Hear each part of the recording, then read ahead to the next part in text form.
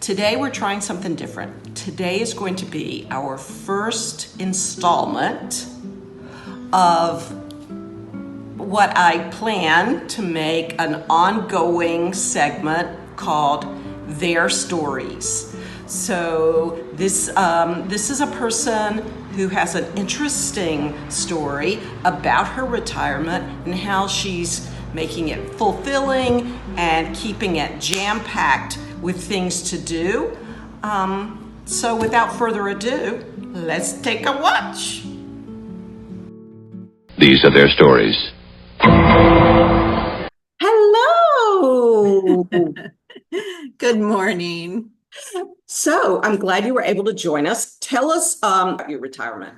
Okay, so I'm retired in 2019. I was working in a high-profile corporate career, constant stress, constant long hours, and it was really leaving me unfulfilled. For a number of years, I really enjoyed my work, passionate about my work. I was working with people that were also very passionate about their work. And then as years went on, management shifted, changed, ideals changed. The focus was more on profits. Then the job became a job. Um, then the pandemic hit right after, excuse me. So I retired and then the pandemic hit. And that really put me in a spin of different sorts because once you retire, you have all these ideas of what you're going to do. Oh my God. And then you were trapped at home. And then I was trapped at home. Exactly. So trying to find your purpose and find something that fulfilled because now you have this void, this regular routine that you've been doing year after year. Your passion has now shifted for a variety of reasons.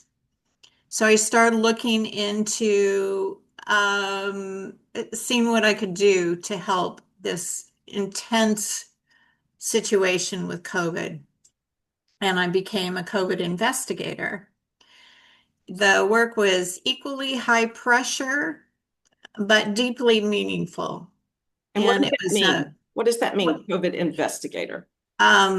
So we investigated different types of scenarios. People, generally speaking, just a quick overview was people were sick. They didn't really know or understand how they got sick. They didn't know why this was happening to them. In some cases, the sickness resulted in death, which was emotionally, oh my God, it was devastating. For you. Yeah, absolutely. And the families you talk to, you talk to somebody. We weren't necessarily talking to people who were hospitalized, but we were talking to the families of the people that were hospitalized and just the terror in their voices, the emotional distraught in their just hopelessness, really. And it got to a point where we were working 12-hour days, sometimes 7 days a week From home. from home. So this was like a track and trace kind of Yes, thing. yes, exactly. Yeah, So that's trying right. to find out on the one side of the transaction, who have you been in contact that could have given this to you? And on the other side of the transaction, who have you been in contact that you could have passed it on to?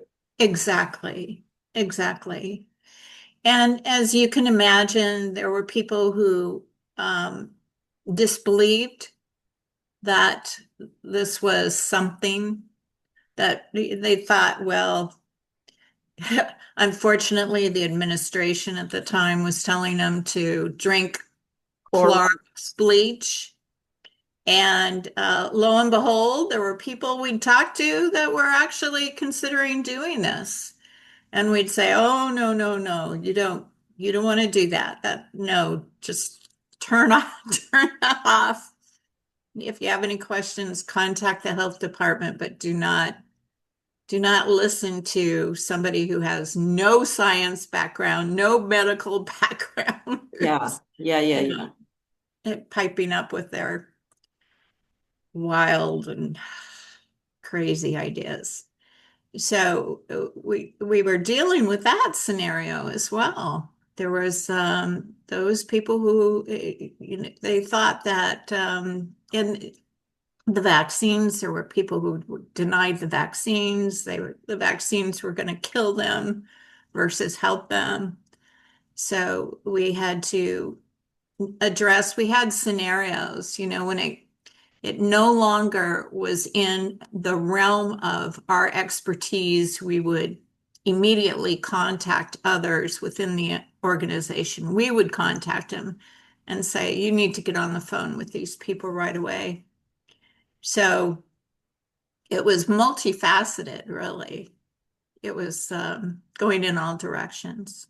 Highly intense situation. So it was one intense corporate situation jumping into another intense health scenario. But I have to say, I feel I'm glad I did it. I don't regret doing it. I have to feel um, satisfied in knowing that there were people that I helped. I know I helped some people. Yeah. So how long did you do that? So my recollection is we were locked down March of 2020. 2020. Yeah. So um it was towards the mid of 2020. So a couple of years. We were hired as a part-time scenario because nobody really knew how long it was going to last. And it ended up going for a couple of years. Yeah. Yeah. But not 12 hours a day, a couple of years. I mean, No, that's like no. worse than a corporate job. That's not Yes. retirement. No, no, no, no, no. It wasn't 12 hours a day, 7 days a week for a couple of years. No, that happened for a couple of months, maybe a couple, 3 months. And then our supervisors were wonderful. Absolutely. I couldn't have asked for my supervisor. She was incredibly bright, incredibly compassionate, very patient, just the best person I could have possibly ever worked for. And I would say in the career of all my jobs, my vocations, she by far exceeded all of them. Just an amazing woman. Yeah, yeah. So I left that field and decided that I needed something that would bring me some peace and purpose, working with my hands, creating beauty, staying close to nature. And I've always enjoyed gardening and nurturing plants and blooming plants. And that realization inspired me to launch my own fine gardening company. So that's what I'm doing now. Oh my goodness. Now, what do you mean you're doing? What exactly are you doing? So I work with another person, and she is a garden designer. She designs landscapes with mostly native plants, drought resistant plants that attract bees and birds and butterflies and everything that you would hope to see in a garden that thrives.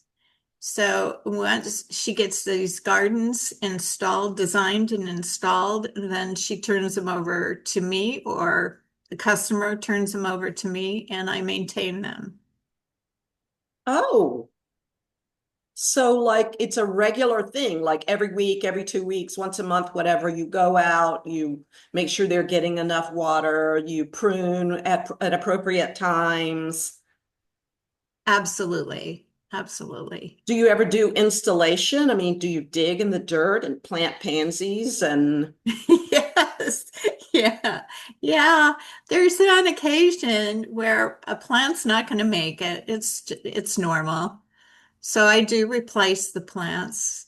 Sometimes somebody will say, well, instead of this plant, the customer will say, I noticed walking down the street, my neighbor's got this beautiful bush. Would that work there?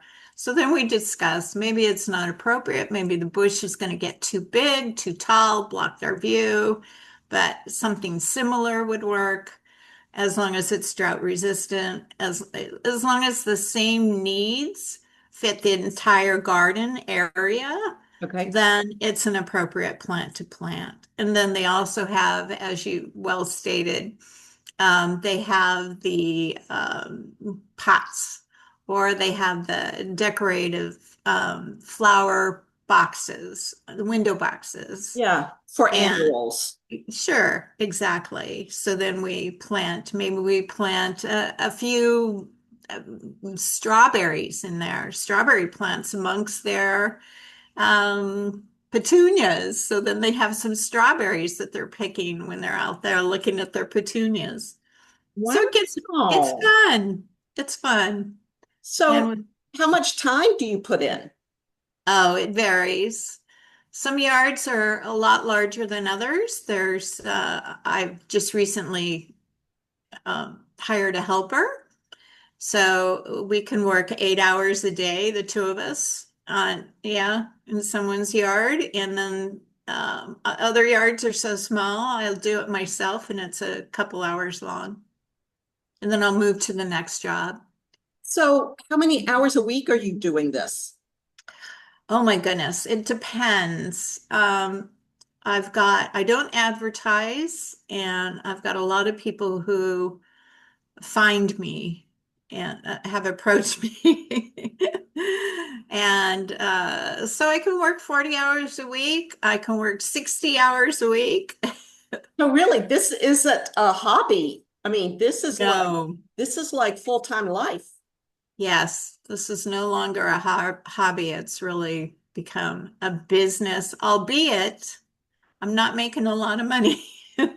But for me, I enjoy what I'm doing and I'm making others happy. So that's really fulfilling. It's not going to make me rich, Yeah. and maybe that's my own. I need a business manager at this point. Yeah. Um, so so I'm looking for the right question. Bear with me. So you don't mind that it's gotten so big? I mean, so we know that I am looking for something to do, but I only want to do it like 15 hours a week. If I could do like 3 hours a day, Monday through Friday, on some little, you know, thing with my hands, that would be plenty for me. But you seem to like, do you need this? Do you need this busyness? Not anymore. At first, yes. But currently, no, not anymore. I'm actually turning down jobs. And I could, in fact, have managed my business better, managed this gardening scenario better by only taking small jobs, Yeah. where I'd only work so many hours a day, and that would be it. Unfortunately, sometimes I can't say no. I'm approached by people who are in some ways restricted to being able to work on their yard, and I feel for them. They want the beauty, they want the help, they need the help, and it's something that I feel like, okay, well, I can provide that. But then, to your point, even though I promised myself I wouldn't work weekends, in fact, now I'm working some Saturdays. On occasion, I'll work a Sunday. I helped, somebody was preparing for a wedding. Oh, Yeah, that was fun. I helped decorate their garden area for a wedding, and somebody else was doing a birthday party, so I helped them decorate for their do some extra plants, something more visually bright and colorful. And that was a lot of fun. But, my weekend disappeared. And then I found that I was working again. The very next day, I got up and was wishing that I didn't have to work that day. I mean, not, I'm, I'm sure that you've considered every avenue that I'm going to consider, but have you considered like hiring more helpers and then you backing off to just be supervision and you stop by once a day and make sure that it's, going your way? I mean, do you trust your helpers to have your same work ethic, et cetera, et cetera? That's the ultimate goal. Absolutely. Yeah. So I have a helper right now, just brought her on a couple weeks now. She's delightful, absolutely delightful. She has the same work ethic that I do. She's very particular about what she does, how she does it, and she takes the initiative to get things done. So that's what I'm hoping for as we progress, as she learns more about plants, as she's able to recognize and make the difference between what a weed is and what a plant is. Yeah. There's some very pretty weeds out there. Yes, there are in my yard right now. Yeah, yeah. And so some weeds are very beneficial, and we've had that discussion as well. Yeah. Whether to yank those beneficial weeds, or are we looking for something more aesthetically pleasing? So you've got to, but then you've also got to consider what the customer wants. Yeah. So now, do you have training in this? Or is this all self-taught just from your own gardens? Yes, it's self-taught. I started out helping another friend with her garden. She lives on about a half acre of property. And I started out helping her in her garden. And she mentioned she had a friend over one day, and she mentioned to her friend, introduced me and said, look, this is what she's produced for me. This is what Wow. she's created. And then, of course, the friend said, "Oh, I'd like to hire you." And I said, "I'm not for hire. I'm just doing this because I like this person. She's elderly, and I'm just doing this because we both enjoy her garden." And the next thing I know, I was working for her friend. So has your garden suffered? A little bit. Funny you should mention that. Yeah, it's kind of like that handyman scenario where Yeah, they're or out. the cobbler. Or the car. Yes, exactly. Exactly. Yeah. Wow. So, wow, you don't have the boredom problem at all, and you sound like you're fulfilled. Very much so. Very much so. It was even hard for me to take off and take a vacation simply because I was concerned about what I would come back to. Oh, yeah, yeah, yeah. In the banking world, it would be like a Monday holiday, and then on Tuesday, you have to do 2 days of work. Yes. Or dead plants. Oh, So did the plant thrive? Did somebody see that it was drying out and watered it? A lot of my customers have irrigation systems. That's my weakness. That's my Achilles heel. I'm not good about irrigation. It's something else. But then again, see, here I go. Do I really want to get into this additional business? no, I don't think you do. No, no, exactly. Not unless one of your kids is going to come work for you Yeah, and there run you the go. irrigation side. Yeah, there's a big need for people who know how to repair, install irrigation. It's huge. Oh my God. So I imagine when I post this video that there's going to be people saying, "How can I get in touch with your friend Patricia? I would like to have an irrigation job." So I'll try to fend them off. I'll try Yeah. to keep them from contacting you. You don't want to hire 16 irrigators, I'm sure. Yeah. So, well, fantastic. Listen, you are the first in a series of talking to people who have made who have made inspirational retirements. People who have, who have the get up and go to do interesting things and seek fulfillment. And you just keep going, going, going. I mean, let me tell you, even during COVID, ain't no way I would have worked those hours that you were working. No way. Well, you say that until you start talking to the people, and then your heart breaks, and you just can't, for me anyway, I couldn't shut it down. I could to a point where, and we were constantly being advised, constantly being counseled about our mental health, making sure that we were okay, and picking up the phone and making the next call.